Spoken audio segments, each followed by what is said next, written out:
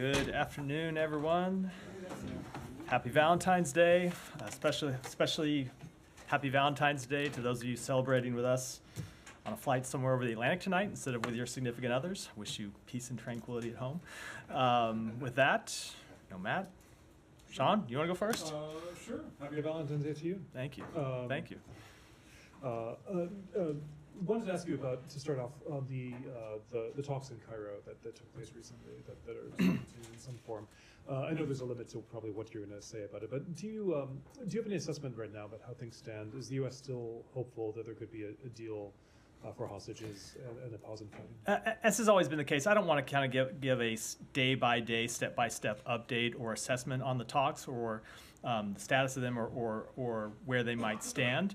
But we continue to believe that it is possible to achieve a deal. We continue to believe it's in the national security interests of the United States to achieve a deal, and we believe it's in the interest of both Israel and, of course, the Palestinian people. So we will continue to work to try and achieve an agreement that would not just secure the release of hostages, but, of course, allow a pause that would enable the delivery of humanitarian assistance that would alleviate the suffering on the ground in Gaza.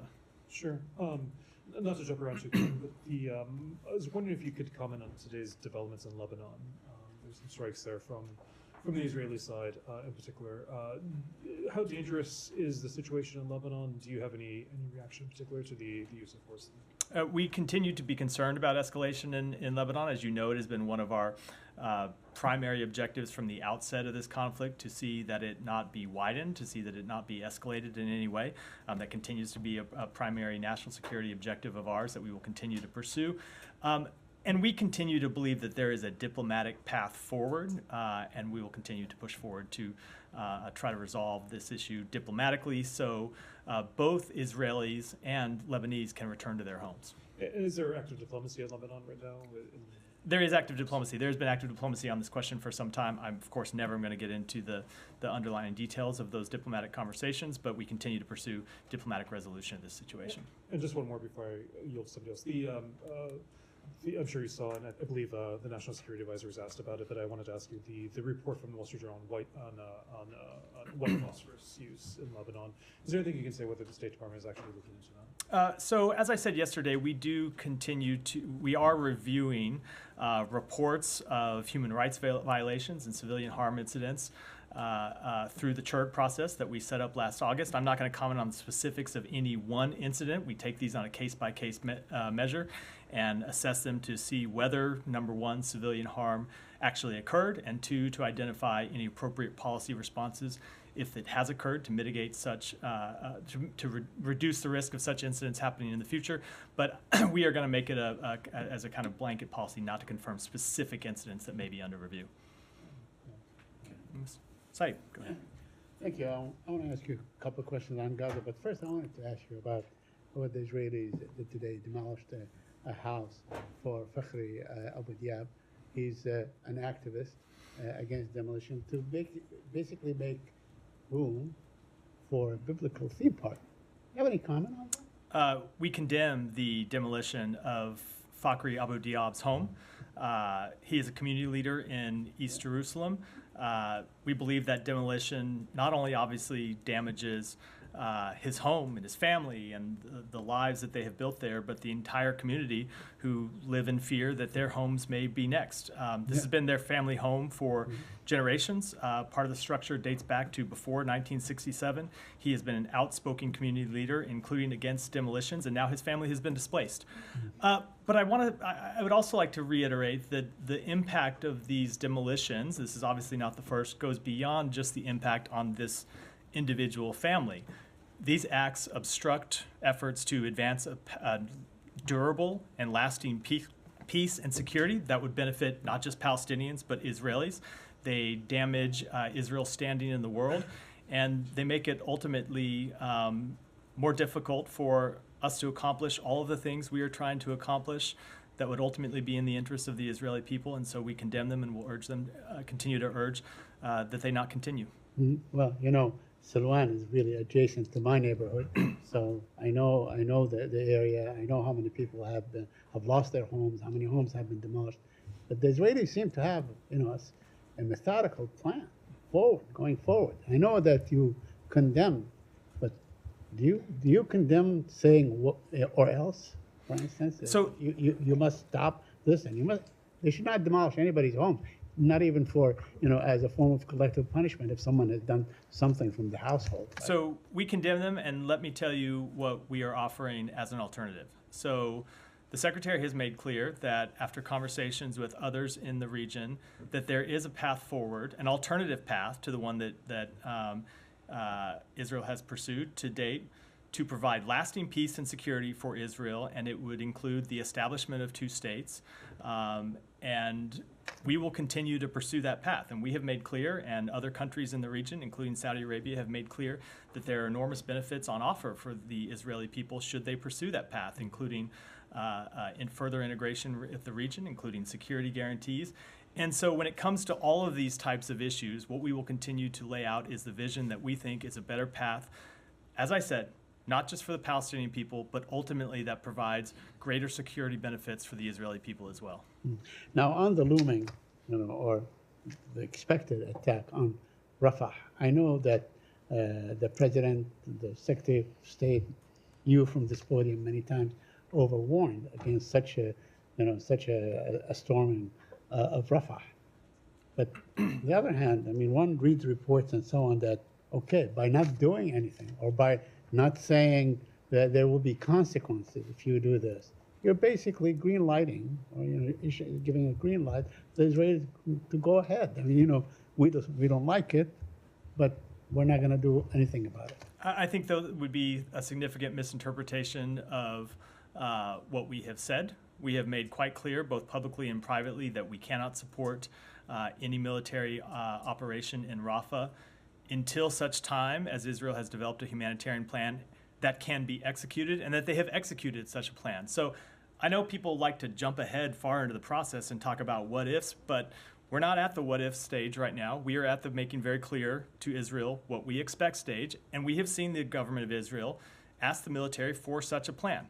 We haven't seen that plan yet. We don't know what it will contain. We don't know if it will be executable, as we have said. So we will wait before offering any prejudgments about what will or may or might not happen.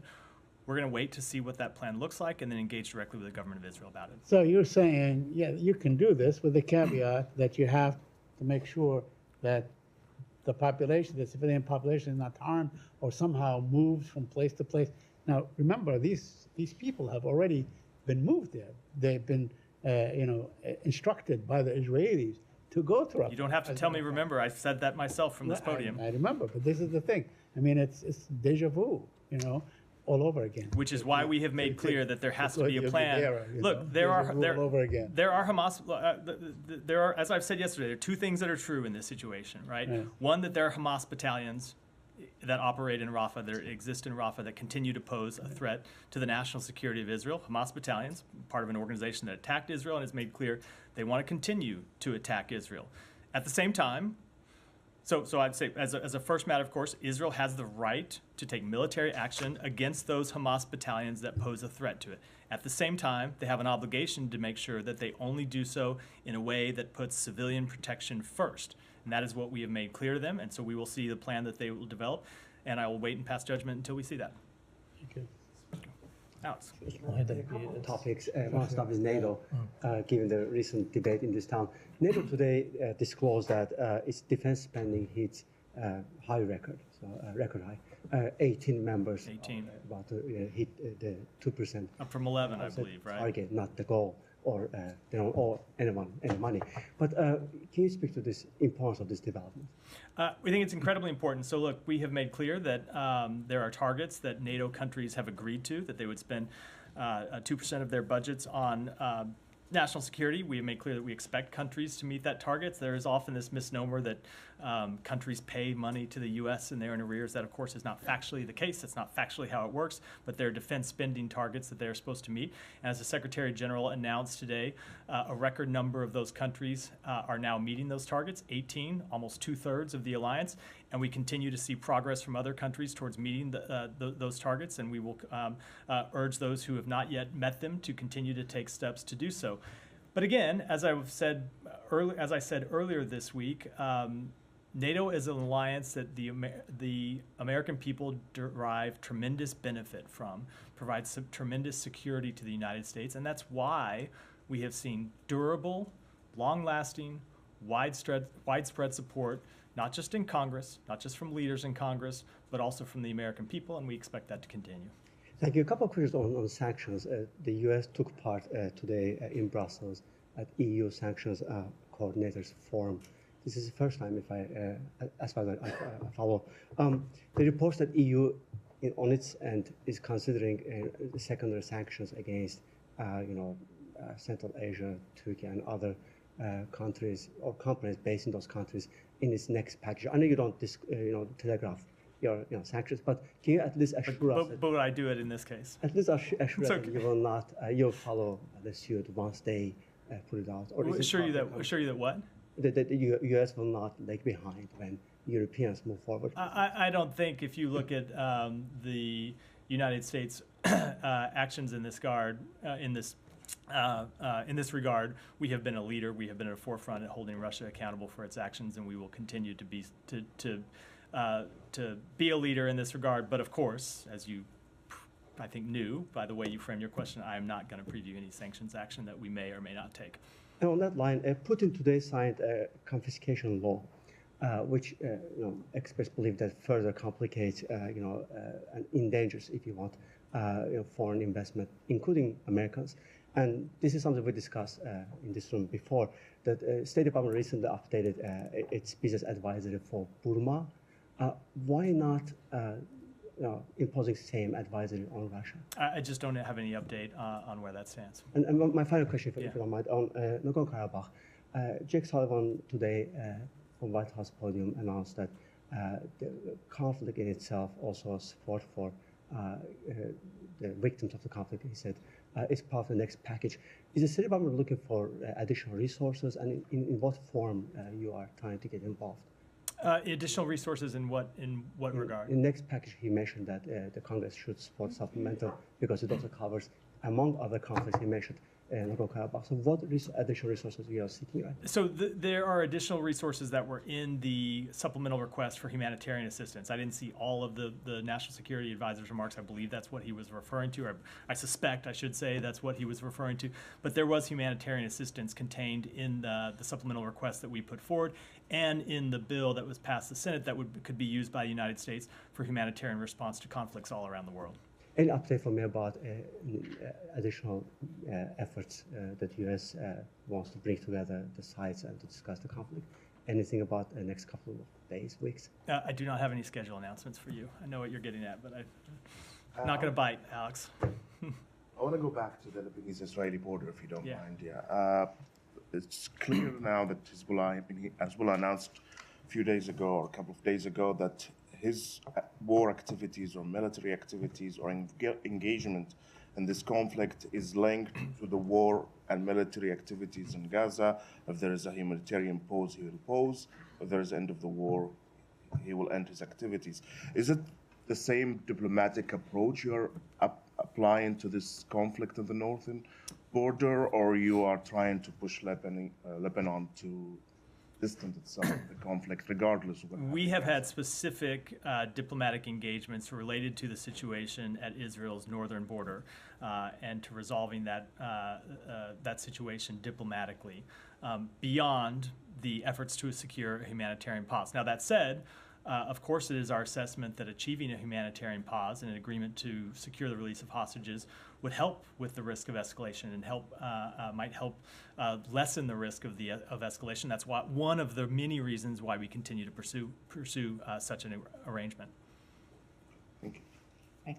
You touched on this yesterday, but with the Secretary heading to Munich with European security and the war in Ukraine, a focus.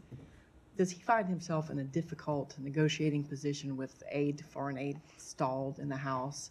And how does he plan to address this? And how confident are you that the aid will make its way through? So it's not really a question of a negotiating position. I will say that when it comes to our European partners, they have stepped up and made contributions to Ukraine. I don't believe because the United States has made contributions to Ukraine's defense, but because they see it in their own independent national security interests, and they have made their own assessments that it is the right thing to do, both on the merits and that it is in the interests of their particular countries. So it's not a question of the United States needing to negotiate with these countries, though we of course always are encouraging countries to do more if they can do more. But that said, we very much do want to see Congress act as quickly as possible to pass the supplemental. As you heard the president say yesterday, it's not just in the interest of Ukraine, but as I said, it's in the interest of European countries. It's in the interest of the United States, we believe, to do so. A lot of that money is spent here, helps develop the manufacturing base here in the United States. And so we will continue to push for the passage of the supplemental bill. And ultimately, we think, as the president said, the world is watching.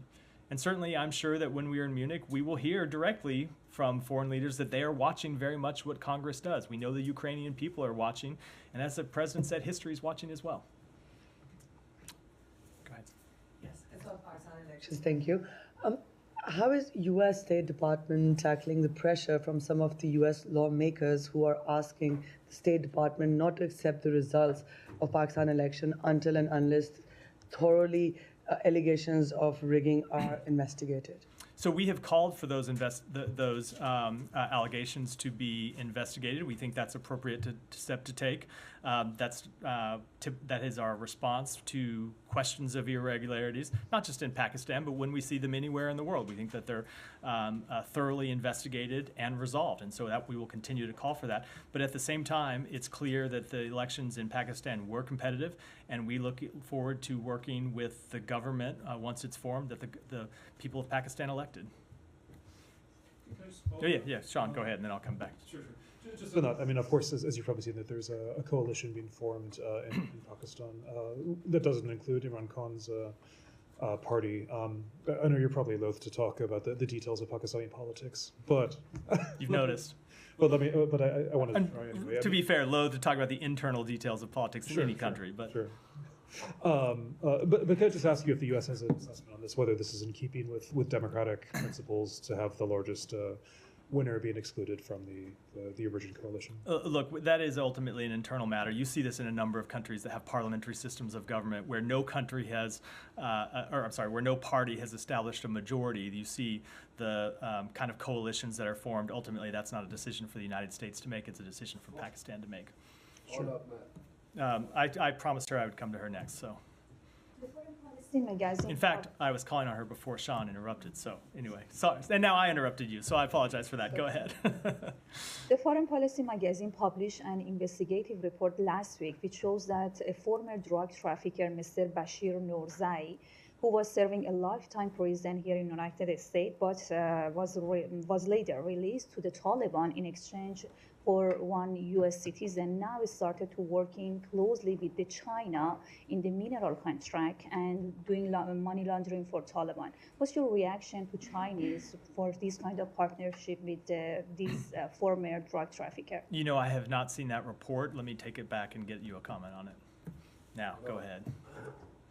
Happy Valentine's to you, man. Thank you. My next couple of questions are in the backdrop of former U.S. Ambassador, Mr. Ryan Crocker, who I believe served with both the Republicans and Democrats, so very well-respected diplomat. Yesterday, while speaking to Voice of America, he said that the Biden administration policy towards Afghanistan is not good, and he said not much importance has been given to the country, plus the education part has been neglected by the government. In the backdrop of all this, I want to ask you, now when the PTI government is in a province which is right next to Afghanistan, is my assessment correct that in coming days we are going to see Taliban further increasing as far as their strength is concerned, or no? So I do not want to make any predictions based on about what may happen in the future, nor get into a question involving an internal political party in Pakistan. But with respect to our policy in Afghanistan, I think you heard me speak to this yesterday. We have been been quite clear about our policy as it regards to Pakistan, including through the adoption of a UN Security Council resolution just in December. And Go ahead. just You want one follow-up? Go ahead. please. There are quite a few citizens, U.S. citizens right now on social media who criticize the Pakistan serving military generals, army chiefs. They curse at them. I try to get a reaction from Global Engagement Center. What do you, as a State Department official, is it fair that the social media influencers just curse around at serving military? Does that not affect the government relationship with each other? I think if I started trying to comment on the random postings of citizens on social media, I would be up here for the rest of the day and probably the rest of the week. So I'm going to pass. Go ahead. Thanks, Matthew. House Intelligence Committee Chairman Mike Turner said that there's information that's been made to members of Congress regarding a serious national security threat. Is the State Department aware about this? And you're probably going to say no, but what do you know? What is the threat? So the National Security Advisor did just speak to this, and as he said, he has scheduled a meeting with Chairman Turner and other members of the House leadership, and it's not appropriate to speak to the matter any further from in a public setting, and so I will leave it at that for now. And following up on a question I asked yesterday regarding Ahmed Tamimi, who's a terrorist wanted by the United States, did Secretary Blinken bring up that case in his meeting yesterday with King Abdullah? I don't have any further readouts other than what we issued publicly.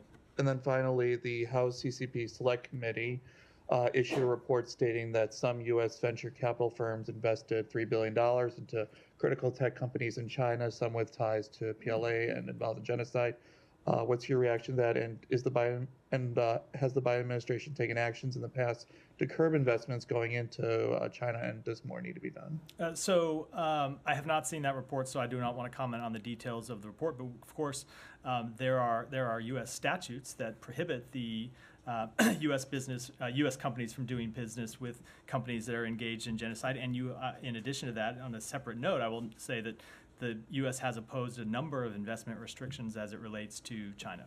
Geeta, go ahead. Thank you. Thank you. Matt, 2 natural gas pipelines blew up in Iran today, and the officials have called it as sabotage work. I was wondering if the Biden administration has any theory of its own on the cause of these explosions. I've seen the reports, and I just don't have any comment on them. When earlier, one of the proxy groups of Iran attacked Tower 22 in Jordan, which led to the killing of 3 American servicemen, the Biden administration said that they were going to retaliate. Is it safe to assume that the retaliation will only be military or otherwise? I don't want to speak to that.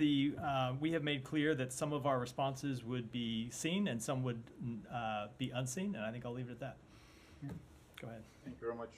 Russian Ambassador Antonov said last week that he held meetings with U.S. officials, including at the State Department, and that he discussed with them the crash of the cargo plane, the Russian plane with Ukrainian prisoners of war in the Belgorod region. And he said that U.S. officials showed interest in considering Russian proposals on investigating the incident.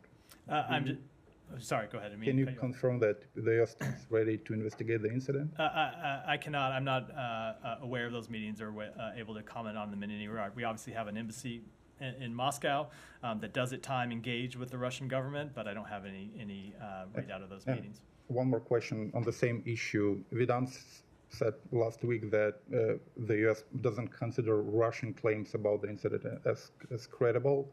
At the same time, the New York Times reported last week that some U.S. officials admit that it was Ukraine that shut down the plane using a Patriot missile system. I seldom want to comment on claims made anonymously in any outlet, but we continue to engage with the Ukrainian government about this question. We've seen their public comments, and we engage with them privately about it as well. Go ahead. during the hostage negotiations, like we see there is some obstacles.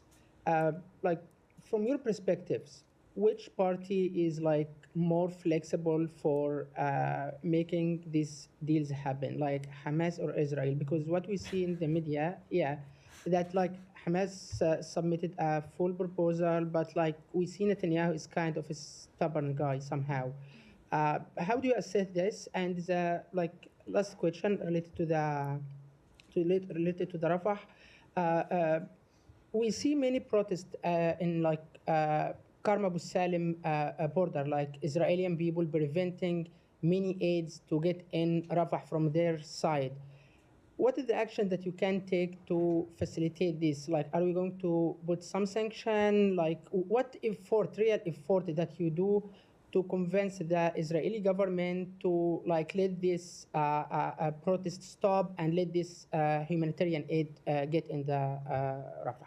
So with respect to the first one, I think the only way I'll answer that is that in the response that you saw come back from Hamas to the proposal that was put forward by the government of Israel and other countries, you saw a number of issues that were obvious non-starters. For example, the status of Al-Aqsa is not going to be resolved in a negotiation over hostages. And I will leave it at that. With respect to the second question, I will say we have seen the government of Israel take steps to keep Kerem Shalom open.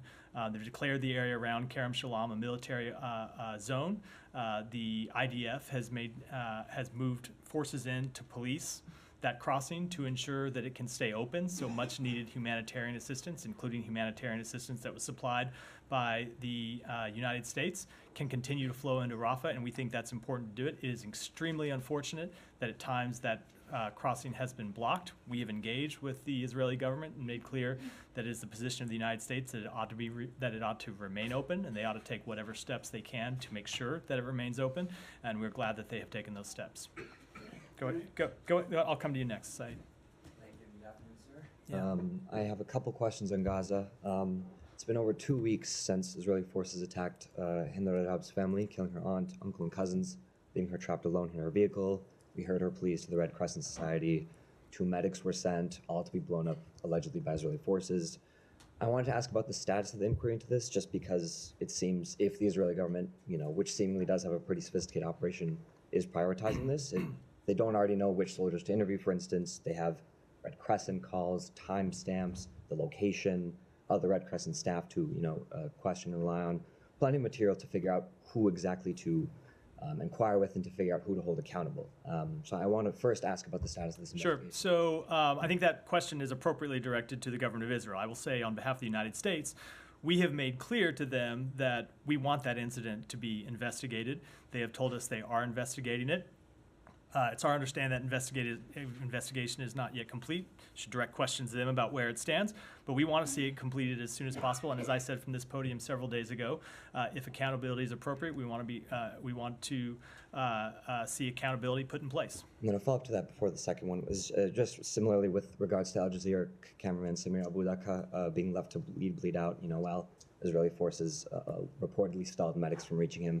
I know that previously you have said there's investigations into that. Is there any updates on? I don't have any update on that. Again, we press the government of Israel on these matters, and at times I'm able to comment on specific incidents from here where we've gotten answers, but ultimately those are questions better directed to the government of Israel. Thank you. Okay, and then the last question. As you said repeatedly, the U.S. chose to be cautious as it suspended funding to UNRWA for allegations that 12 of its 30,000-person staff, may have been involved in the atrocities on October 7th. And as you described yesterday, that's kind of standard U.S. policy to have this type of caution with all sorts of entities. But, as our colleagues have asked you over the past few months, there have been broad and specific human rights violations that we've been concerned about, human attacks against hospitals and churches, targeting people with white flags, both Israeli hostages and Palestinians, torturing Palestinians, and now, of course, this attack on Hind Rajab's family and then leaving her to die horribly. And so I'm wondering, on all this, you've said we're looking into it and Israel is investigating, but in each of these cases, the U.S. doesn't seem to be as cautious with its money and support as it is with UNRWA. It's to the point that the ICJ and the U.S. court both say Israel may be plausibly committing genocide. still U.S. money is coming, while the U.S. shut off UNRWA funding immediately. So I'm just wondering if you could explain that sort of difference. Let me say there is, I think, a false equivalency embedded in that question between members of a terrorist organization who went out and intentionally killed innocent civilians. Right, That is the difference. When you have members of Hamas who participated in October 7th, according to the allegations made by the government of Israel, that I should say UNRWA itself found credible.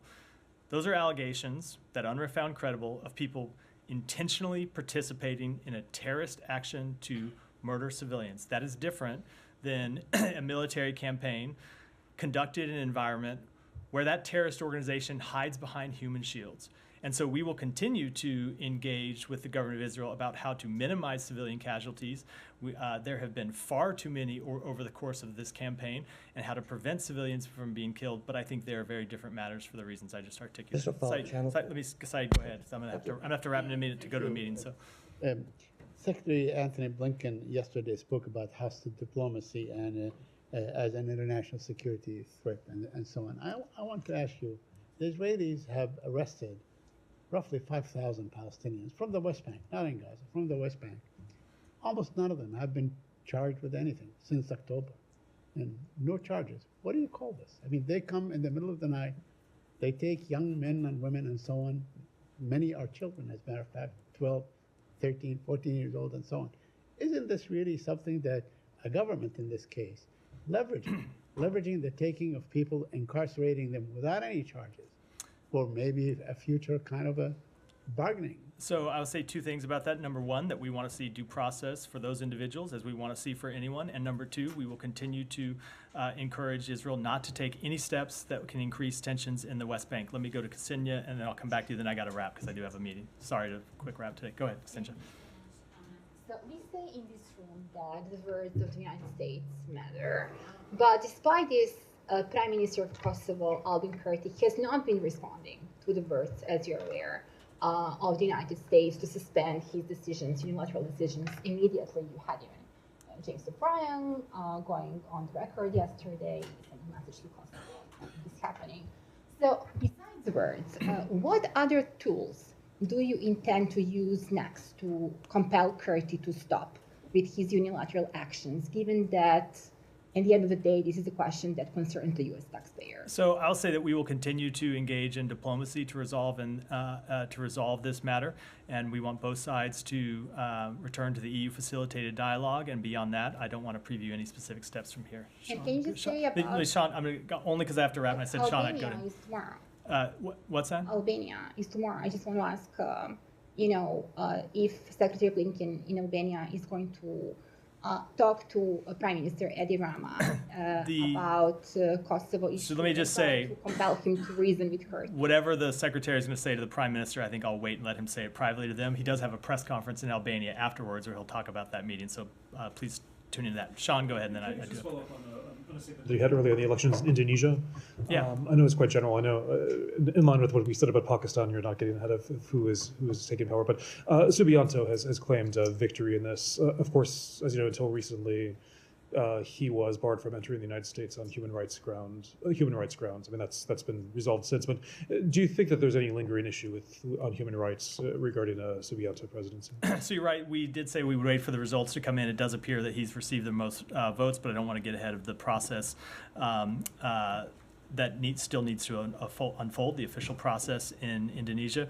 We are committed to the comprehensive strategic partnership with Indonesia that we have had, and of course our 75-year diplomatic relationship with Indonesia, and we are prepared to work with whoever the Indonesian people choose as their democratically elected leader, whether it's Subianto or as it appears to be President Subianto. Just very quickly, the other statement that you had on the call with the Algerian foreign minister, do you know if there was discussion about the Security Council resolution that the Algerians are putting forward about a ceasefire? Did the secretary say it's not a good idea or some other message? I don't want to get into the private conversation other than what we already included in the readout. With that, sorry for the quick wrap, but I do have to go, so wrap for today. Thanks, everyone.